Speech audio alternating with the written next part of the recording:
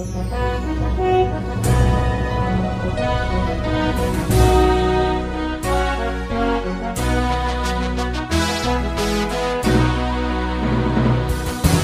bagi saudara sekalian. Marilah kita siapkan hati dan pikiran kita untuk mendengarkan firman Tuhan. Kita berdoa. Damai sejahtera Allah yang melampaui segala akal, itulah yang memelihara hati dan pikiranmu di dalam Kristus Yesus Tuhan kita. Amin. Saudara yang terkasih, firman Tuhan yang menjadi nas khotbah dalam ibadah Minggu Septuagesima tanggal 16 Februari tahun 2025 tertulis dalam kitab Nabi Yeremia pasal 17 ayat yang ke-12 hingga ayat yang ke-18. Beginilah firman Tuhan. Tahta kemuliaan luhur dari sejak semula, tempat bait kudus kita. Ya pengharapan Israel, Tuhan, semua orang yang meninggalkan Engkau akan menjadi malu. Orang-orang yang menyimpang daripadamu akan dilenyapkan di negeri, sebab mereka telah meninggalkan sumber air yang hidup, yakni Tuhan. Sembuhkanlah aku ya Tuhan, maka aku akan sembuh. Selamatkanlah aku, maka aku akan selamat, sebab Engkaulah kepujianku. Sesungguhnya mereka berkata kepadaku, di manakah firman Tuhan itu? Biarlah ia sampai. Namun tidak pernah aku mendesak kepadamu untuk mendatangkan malapetaka. Aku tidak mengingini hari bencana. Engkaulah yang mengetahui apa yang keluar dari bibirku. Semuanya terpampang di hadapan matamu. Janganlah engkau menjadi kedahsyatan bagiku. Engkaulah perlindunganku pada hari malapetaka. Biarlah orang-orang yang mengejar aku menjadi malu, tetapi janganlah aku ini menjadi malu. Biarlah mereka terkejut, tetapi janganlah aku ini terkejut. Buatlah hari malapetaka menimpa mereka, dan hancurkanlah mereka dengan kehancuran berganda. Demikian pembacaan firman Tuhan. Saudara terkasih, ada seorang pria yang berkunjung ke rumah sakit, membesuk seorang ibu yang sedang terbaring sakit. Ibu itu adalah seorang yang kaya raya. Begitu dermawan, ia sering memberikan bantuan ke gereja dan kepada banyak orang yang membutuhkan. Namun sungguh sangat disayangkan ketika si ibu tersebut menderita suatu penyakit sejak suami dan kedua orang anaknya meninggal dunia. Ia begitu frustasi dengan peristiwa itu dan jatuh sakit. Berbagai upaya telah dilakukan, namun ia tidak dapat sembuh. Kebetulan selama ini si ibu tersebut melalui para ajudannya sering mengirimkan uang kepada pengurus gereja dengan harapan sebahagian uang tersebut akan disisihkan untuk membeli bunga dan ditaruh di makam suami dan anak-anaknya setiap harinya.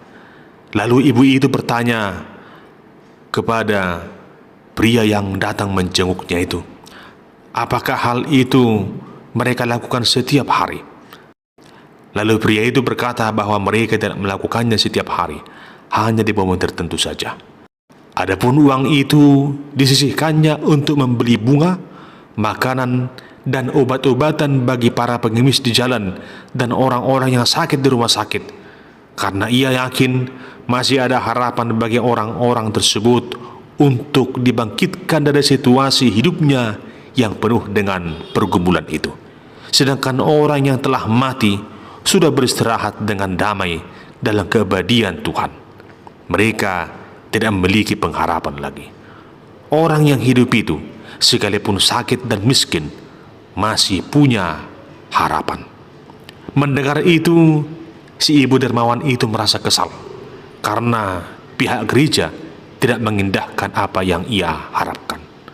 Namun selama beberapa hari, si ibu tersebut memikirkan tindakan dan perkataan pria tersebut, bahwa orang yang masih hidup, sekalipun ia miskin atau sakit, masih punya harapan untuk bangkit dari keterpurukan hidupnya. Akhirnya si ibu itu membenarkan tindakan pria tersebut. Dan sejak itu, si ibu itu menjadi lebih bersemangat. Ia berdoa dengan sungguh kepada Tuhan dan berharap kiranya Tuhan Yesus memberikan kesembuhan baginya. Hingga suatu ketika, doanya pun terjawab. Di saat pemeriksaan medis dilakukan kembali, secara luar biasa ia dinyatakan sembuh. Lalu beberapa waktu kemudian, si ibu tersebut datang menemui pria yang sempat ia rasa membuatnya begitu kesal. Pria itu juga terkejut melihat kondisi si ibu yang sudah sehat. Dengan tersenyum si ibu itu berkata, "Terima kasih karena telah mengajarkanku akan arti penting dari sebuah pengharapan. Sungguh, pengharapan di dalam Tuhan tidak pernah mengecewakan." Jemaat yang dikasihi Tuhan, demikian halnya yang hendak kita renungkan lewat firman Tuhan saat ini, akan arti penting dari sebuah pengharapan dalam kehidupan ini. Kisah Nabi Yeremia menceritakan bagaimana ia yang adalah seorang nabi yang telah Tuhan pilih dan ditugaskan untuk mewartakan firman Tuhan. Namun Yeremia harus bergumul, bahkan meratap dengan berbagai sikap dan perlakuan bangsa Israel. Sesungguhnya dengan penuh wibawa, Tuhan telah memilih dan mengutus Nabi Yeremia sejak ia masih berada dalam kandungan ibunya. Artinya, dengan penuh perencanaan yang luar biasa, Tuhan telah mempersiapkan Nabi Yeremia untuk suatu tugas yang besar. Dengan kuasa rohnya, Allah telah mengurapi Yeremia menjadi nabi bagi bangsa-bangsa dan atas kerajaan-kerajaan untuk mencabut dan merobohkan, untuk membinasakan dan meruntuhkan, untuk membangun dan menanam. Artinya, kehadiran Yeremia di tengah kehidupan bangsa Yehuda saat itu penuh dengan tanggung jawab yang besar yang bertujuan untuk menuntun hidup umat Allah yang telah jatuh ke dalam dosa agar mereka bertobat dan kembali ke jalan yang benar. Sebab jika mereka tidak mau bertobat, maka penghukuman Allah tidak akan terelakkan lagi. Namun apa yang terjadi? Ternyata bangsa itu adalah bangsa yang tegar tengkuk, yang menolak segala pemberitaan yang disampaikan oleh Nabi Yeremia. Dan situasi itu pun membuat Yeremia meratapi segala tingkah laku mereka yang jahat itu. Yeremia begitu sering mengalami ejekan, penolakan, dan penyiksaan dari bangsa Yehuda. Bahkan ia pernah dimasukkan ke dalam sumur yang berlumpur dan juga pernah dipenjara di pelataran istana Raja Yehuda. Semua itu ia rasakan akibat menyatakan kebenaran bahwa Tuhan akan murka dan menghukum bangsa Yehuda dan dibuang ke Babel karena dosa-dosanya. Tetapi mereka tidak mengindahkannya hingga akhirnya bangsa Yehuda pun terbuang ke Babel. Di tengah situasi itu pun Nabi Yeremia menyaksikan sendiri bagaimana bangsa Yehuda ditawan ke pembuangan. Ia pun meratapi situasi yang dialami oleh bangsa Yehuda kala itu. Semua yang mereka alami adalah akibat dari kejahatan mereka. Jemaat yang dikasihi Tuhan, seperti halnya Nabi Yeremia yang dikenal sebagai Nabi Beratap, demikian halnya dengan kita, para orang percaya, para hamba Tuhan yang begitu sering bergumul dan meratap akibat berbagai tindakan kepahitan yang kita rasakan dalam hidup ini. Begitu seringnya orang percaya ditolak, dihina, dilecehkan oleh karena berbagai tindakan kebenaran. Niat hati hendak menyampaikan kebenaran, namun apa yang terjadi adalah penolakan dan tuduhan yang palsu. Begitu seringnya para hamba Tuhan, para penegak hukum menjadi dibenci oleh orang banyak oleh karena mereka menegakkan kebenaran. Begitu seringnya kita meratapi segala yang terjadi dalam kehidupan kita, baik di tengah-tengah keluarga, terhadap perlakuan suami atau istri, atau perilaku anak-anak kita yang sudah melampaui batas.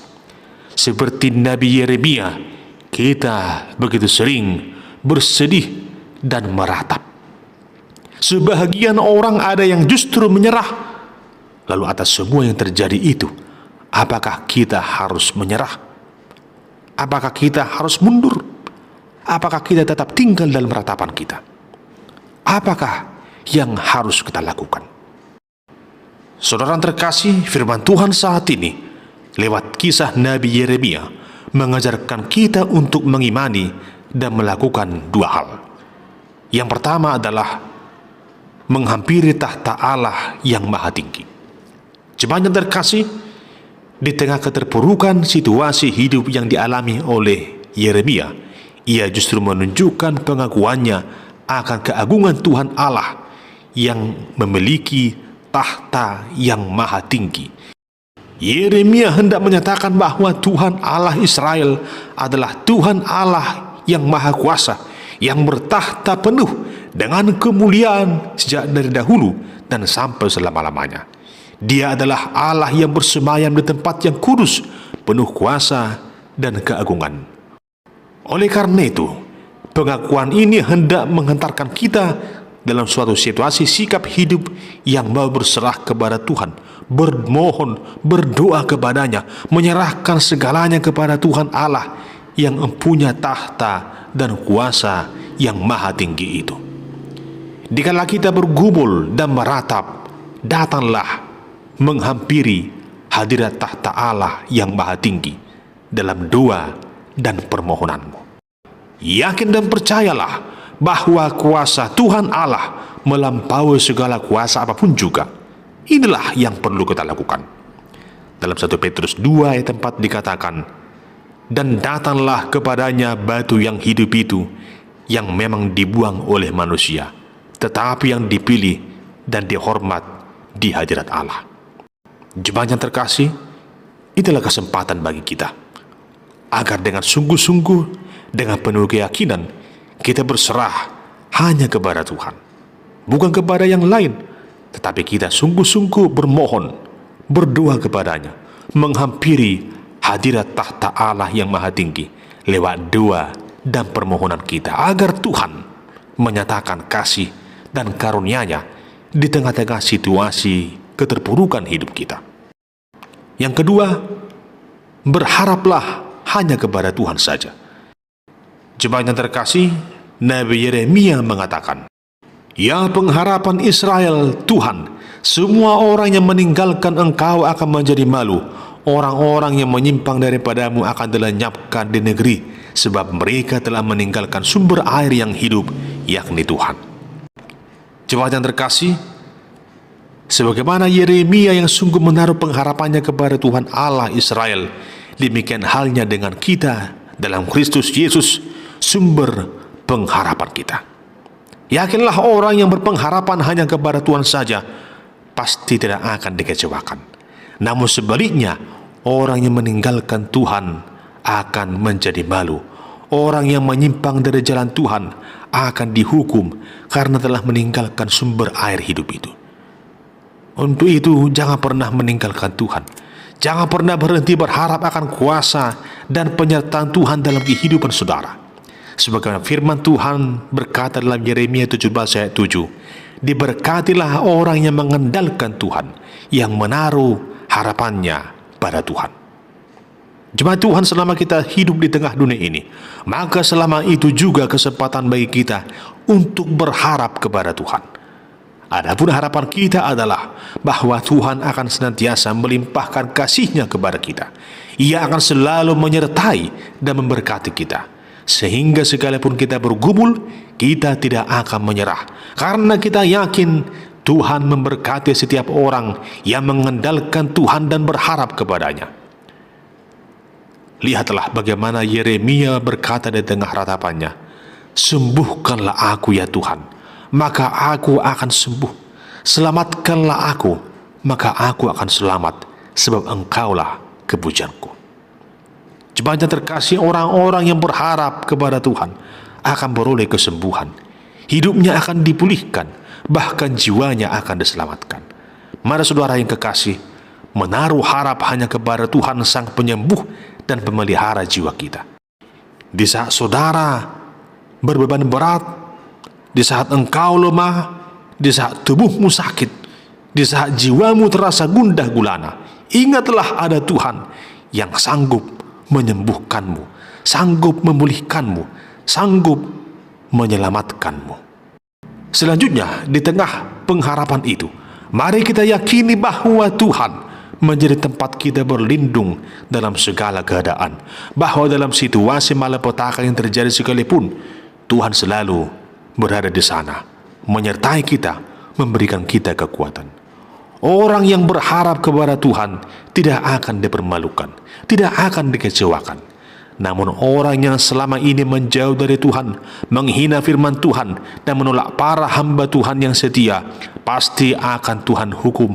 Mereka akan terkejut dan dipermalukan oleh karena kejahatannya. Untuk itu saudara yang terkasih, sebesar apapun juga hal yang menakutkan yang terjadi dalam kehidupan saudara, jangan pernah takut akan semua itu. Jangan khawatir, jangan biarkan segala pergumulan itu membuatmu jauh dari Tuhan. Jangan engkau menyerah dikala menghadapi beragam pergumulan, tetapi berharap dan berserahlah sepenuhnya hanya kepada Tuhan, sebab Tuhan adalah pengharapan kita. Jangan pernah berharap kepada manusia dan segala yang ada di tengah-tengah dunia ini, sebab hal itu akan mengecewakanmu. Namun selama Tuhan memberikan napas hidup kepada kita, tetaplah berharap hanya kepada Tuhan saja. Jangan tinggal dalam ratapan, namun tinggallah dalam pengharapan yang hidup. Orang yang selalu berharap dan mengandalkan Tuhan, dia pasti akan Tuhan berkati. Dia tidak akan beroleh kekecewaan dalam hidupnya. Dan itulah yang kita yakini saat ini. Selaku orang yang percaya, yang telah ditebus dalam Kristus Yesus, kita semua adalah orang-orang yang hidup dalam iman dan pengharapan yang sungguh, yang meyakini bahwa Tuhan sendiri adalah pengharapan kita sekarang dan sampai selama-lamanya. Amin. Kita berdoa. Ya Tuhan Allah, Engkaulah sumber pengharapan kami, yang memberikan keteduhan dalam hati, jiwa, dan pikiran kami, kekuatan dan semangat hidup dalam melewati beragam pergumulan. Kuasailah hati kami dalam Roh yang kudus, agar kami selalu merasa tenang dan penuh dengan sukacita melewati segala yang terjadi, dengan mengandalkan penyertaan dan kasih setiamu, ya Tuhan Allah, sumber pengharapan kami. Dalam Kristus Yesus kami berdoa dan mengucap syukur kepadamu. Amin.